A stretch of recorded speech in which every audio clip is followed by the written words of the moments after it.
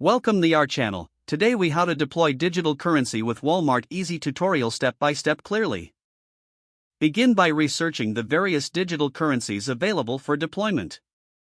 Choose a digital currency that aligns with Walmart's existing systems and customer preferences. Next, ensure compliance with all regulatory requirements related to digital currency in your region. Set up a dedicated team to manage the deployment process. Develop a clear strategy that outlines the objectives and expected outcomes of integrating digital currency. Collaborate with blockchain technology experts to understand the technical requirements. Create a seamless user experience for customers wishing to use digital currency for transactions. Choose a secure digital wallet solution that is compatible with Walmart's existing payment systems. Implement necessary cybersecurity measures to protect customer data and transaction integrity. Launch a pilot program in selected locations to gauge customer response and identify any issues.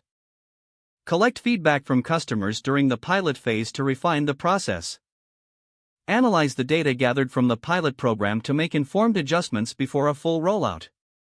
Prepare marketing material to inform customers of the new digital currency option.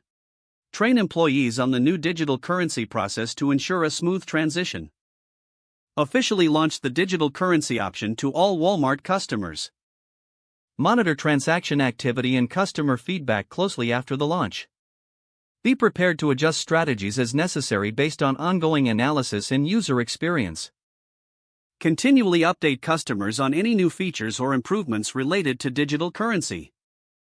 Stay informed about changes in digital currency regulations and trends in the marketplace. Evaluate the overall success of the deployment regularly to identify areas for improvement.